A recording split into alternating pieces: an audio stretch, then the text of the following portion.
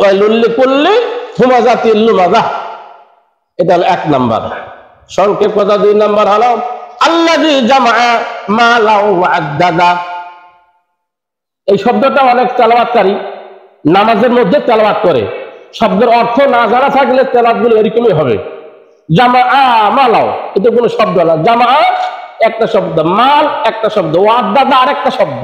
সুতরাং জামাআ শব্দটা হবে কি আবশ্যক? জামাআ, আল্লাযী জামাআ, যারা জামাআ জমা করে, সঞ্চিত করে, যারা অ্যাকাউন্ট করে। মাল মানে হলো সম্পদ, ওয়াদ্দাদা এবং বারবার গণনা করে, এরাও ধ্বংস হবে। এরা কি হবে?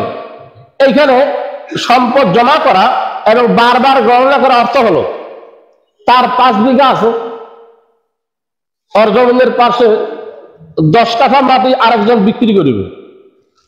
অলরেডি এখানে আলোচনা হয়ে গেছে যে 10 কাঠা মাটি, 10 কাঠা মাটির দাম 2 লক্ষ টাকা একজন বলে ফেলেছে। ভালো করে শুনেন, এই ঘটনাগুলো হচ্ছে।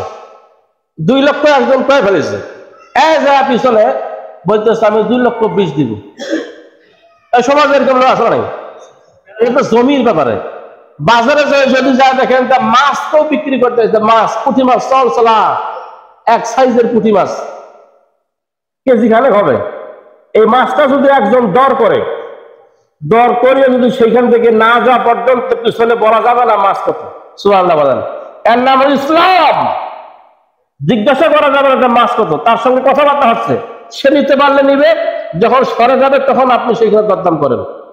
আর জমিনের ব্যাপারে একজন 2 লাখ পাইছে, না আমার জমিনের পাশে আমাকে নিরাই হবে, 10,000 বেশি দিন, 20,000 বেশি দিন। আল্লাযী জামাআ মালাহু ওয়া আদ্দাদা, যার অর্থ সম্পদ জমায় বারবার গণনা করে, তার মানে অর্থ সম্পদ জোরানোর ব্যাপারে অন্যায় ভাবে হলো যারা প্রচেষ্টা চালায়, এরাও ধ্বংস হয়ে যাবে। এটা কি হবে? কোথায় ধ্বংস? 5 বিঘা জমি কিনতে পারলে আর 10 কাঠা নিলে তো লাভ হয়, ধ্বংস আর কোনখানে হবে? ধ্বংস বুঝে? আখেরাতে ধ্বংস। ওয়াইল শব্দের অর্থ হলো আখেরাতে। ভালো করে বুঝে নেন, কোরআন পড়ি অর্থ বুঝি না।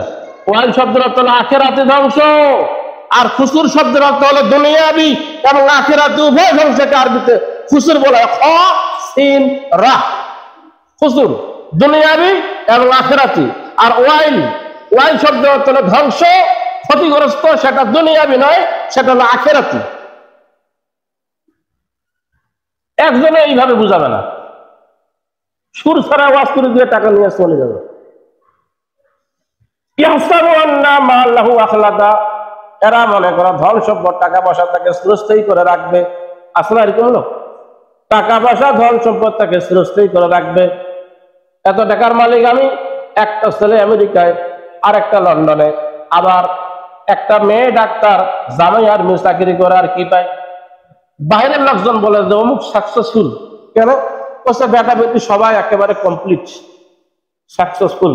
আল্লাহ বলছে বান্দা সাকসেসফুল মারা